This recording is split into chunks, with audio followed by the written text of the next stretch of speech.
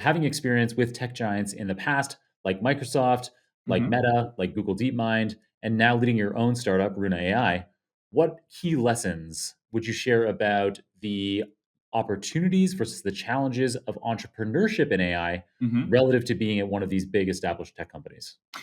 I'll preface it by saying that until I make it, really make it in entrepreneurship, I'm not the right person to be giving advice. But then again, you are the best person to give advice to somebody who's one step behind. So from that perspective, I think I can give a couple of advices. So first of all, while I was still working at Microsoft and DeepMind, I was constantly doing something on the side. So that kind of makes me entrepreneurial over the past many years, not just over the last year since I left. It was literally, I think, 20 days ago I left last year. And now, when I say entrepreneurial, I mean one of those was growing a community, a sizable community, YouTube channel, LinkedIn community, almost 100K there, 90K to be precise. Then Twitter, Discord. So like that whole community kind of thing is could be treated as a business, and it is a business because I do get money from sponsors and stuff when I do those. So that kind of opened me up to this whole world of entrepreneurship. So content was kind of my first thing there.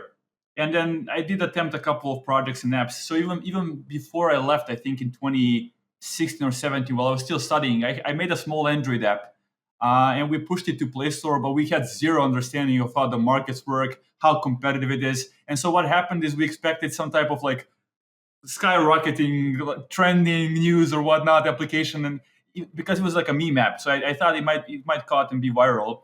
But literally, it was like so underwhelming, and I was like, okay, you have a lot to learn, and yeah, let's maybe first get some credentials and knowledge before you do something else. That was kind of how I was thinking about it. Um, yeah, I mean, I can give some general piece of advice, but like, I'll let you steer the conversation if you wherever you want it. Yeah, it seems like in general, something that you just pointed out there, there is a concept, I think, with a lot of early entrepreneurs that if you build it, they will come. If you build Mhm. this great app, people will just love it and it's going to take off. And that isn't reality. It's very hard to get people into your app and to make it sticky, which is Yeah. yeah. That's the thing with probabilities. Uh, like probability wise, you're very unlikely to have such a situation. But I would argue that there were companies like take Facebook. It did happen to them. It did come to them. But it's just what survivorship bias. You see a couple of those that make it, and for them, it was actually true that it came to them because they were just in the right space, right time, right place, right niche, right product. It's not that Mark like deliberately has done like a market survey when he was like 19 years old and was like, I'm gonna do that and that because it makes sense. No, it was like, oh, this is cool and fun, and I like to see other people's profiles. People are curious about people. It turned out it's just a very popular product, and so it does happen, but you cannot plan for it. If it happens, kudos to you. You better get that opportunity and make the best out of it. But if it doesn't happen, then you just have to grind what like most people do have to do. Another thing that came up in my mind, a great question related to what you mentioned. So you talked about how this app, this meme app, it was your first foray. It, didn't work out. You decided that you needed to learn more before tackling another one. How do you know when it's the right time to drop a project and start something new or develop some other skills? How do you know as an entrepreneur when, you're just continuing to throw now good money and good time after bad? Yeah, well, on one side you'll never be ready. So from that standpoint, if you're looking to minimize the risk, you better just stay at your big tech job. On the other hand side, you can feel it. So there is something. We live in a hyper rational society, especially us in the tech bubble. But there is a gut feeling, there is intuition, there is the tension, there is the fact that like time is ticking and you only have so many rolls of dice before you potentially make it or fail. So like the sooner you start, the better. But then there is a tension that you have to start as soon as possible. But then there could be too soon potentially because you end up in a local optimum, spending some of the best years of your early 20s and potentially not learning that much. I mean, you will always learn something. You can always justify in hindsight, oh, I learned that and that. But like, it's not a matter of whether you learned; it's the opportunity cost. If you picked a different path for yourself back then when you made that big decision, would you be much better off right now than by doing what you're doing? And that's the thing that kind of, yeah, you have to keep that in mind. Opportunity cost is a very important concept. Yeah, yeah, yeah. Well said. It's interesting that it seems like you have this well-honed sense, like you talked about this intuition of when it's the right time to move on. Before we started recording, you talked about 2x multiples. Is that kind of like a general rule of thumb that you would at least apply in your endeavors, that if you're not getting 2x growth on something, maybe it's not even worth pursuing. You should drop it in. No, that I think that's too optimistic of a goal. I think that sometimes when you really believe in an idea, you should grind. I mean, take a look at the Nvidia stock chart, man. I rest my case. It's just like it was not growing 2x. Like it was like literally, if you zoom out right now, 25 years, it was like literally flat from the macro perspective, flat. And then like all of a sudden, 2017 comes and you see like exponential growth. So like definitely do not follow that advice. It depends on what you're doing. So for content creation, if you I definitely think you do need to have some type of exponential growth. Obviously exponentials always turn into sigmoid functions because there is only so many humans on the planet, so it has to kind of saturate.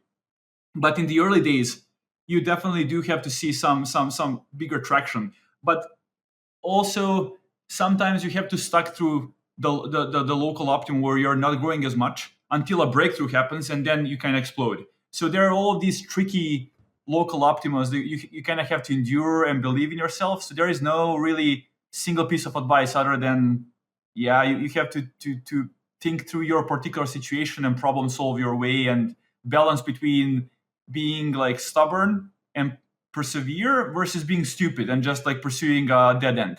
And that's the tricky thing about entrepreneurship, because everybody is in a different like point of the search space, so to speak. And so none can give you the precise advice you need other than you or maybe somebody who really knows you really well and can kind of help you get unstuck from there, if that makes sense.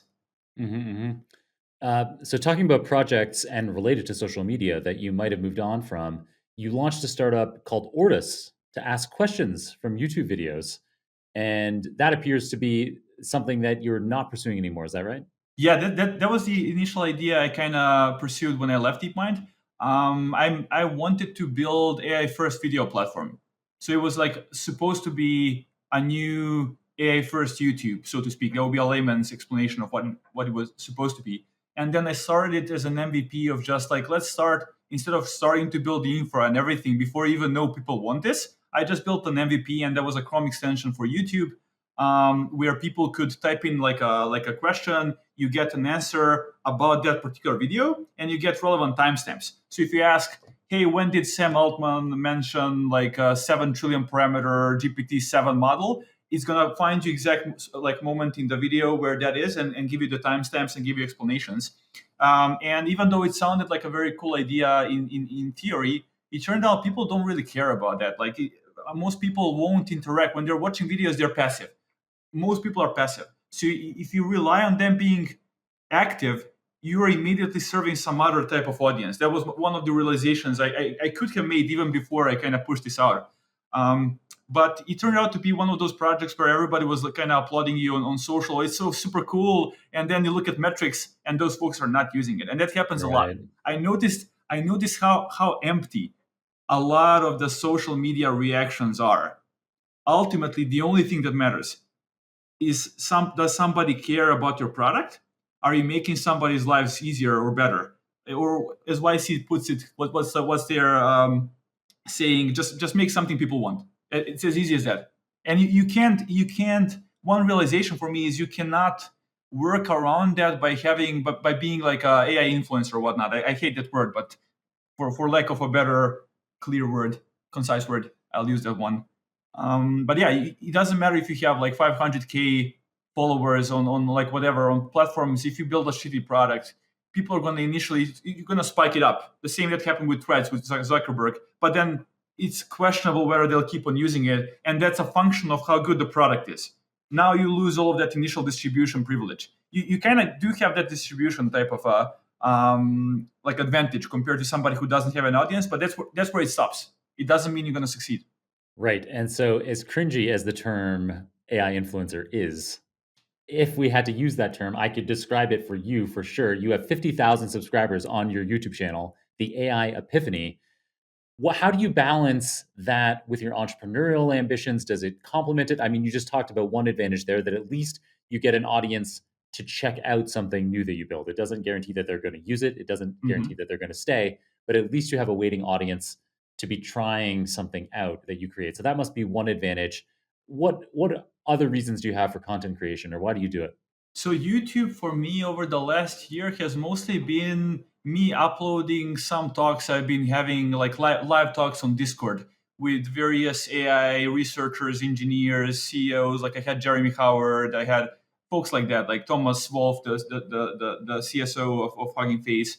So from that standpoint, it's very, very low effort. Like I just have to film something like during the talk, and I use that to learn and meet people and like interact. And then I just upload that to YouTube. So it's from that standpoint, it's not really a big of a time drain, and so that's why I can really easily complement it with what I'm doing in my startup.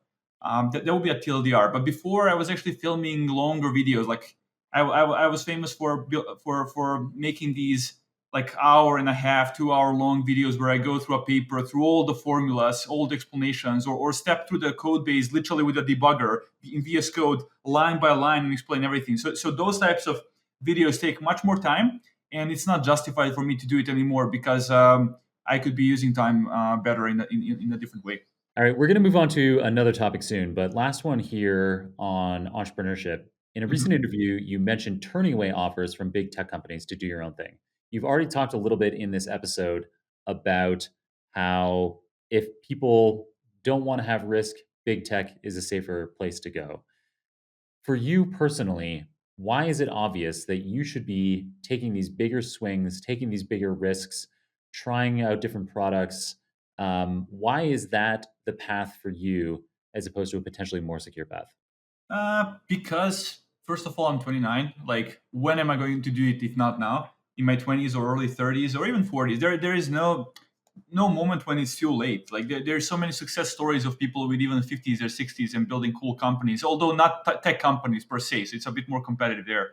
I mean, how I see it is, since I left, I've been building all of this and open sourcing some of these models. I got a lot of cool offers that I would probably not have gotten if I just stayed at DeepMind. And I learned much more because I have complete agency. I can do whatever I want. Like I can build what I want. I can hire whom I want. I can focus on whatever I want. So from that standpoint, there is a lot of agency and learning that I had with hiring people, dealing with teams, talking with VCs, like all of these things help me better understand how to build a product and have a better holistic understanding and view of the business world, as well as learning a lot of cool new technical stuff. So it's not like I'm losing my edge and becoming less employable. On the contrary, I would say I'm much more valuable now to join some company because I actually know what's like fluff and what actually matters and what you have to focus on, and everything I said about distribution and some realization there on like attention of the product versus the quality of the product, and what you want to focus on, and the importance of timing, and so all of those meta things, it's very hard to describe verbally sometimes, that I learned over the past year. I also read Einstein from Walter Isaacson. That's a very cool book if you want to see, like, so all of the previous ones I mentioned were mostly about entrepreneurs. This is a creative genius, and again helps you see how, like, the fact that he was like 25 and he had very low status and was like a clerk at a Swiss patent office for so many years doing the least prestigious job in the world, and then all of a sudden he publishes some papers and it still took many years for him to get the credentials. It's talking about one of those things, how hard, how important it is to sometimes accept that lower, like local optimum, and before you kind of have the breakthrough, because most people always need to have incrementally improving, they always have to see themselves as incrementally improving. But like, with that strategy, I don't think you can ever become the best at something. You have to accept these downturns, and just accepting the loss for some sustained amount of time, prolonged amount of time, sorry, before you make it. And so that book kind of helped me understand a bit better, like, hey, if Einstein was in this situation, imagine, like, a lot of those things can kind of translate, and we can learn from that experience and historical fact ourselves. Less of chasing credentials, more of just doing a good work and accepting sometimes that you will need years before you get recognized. That's hard. That's hard.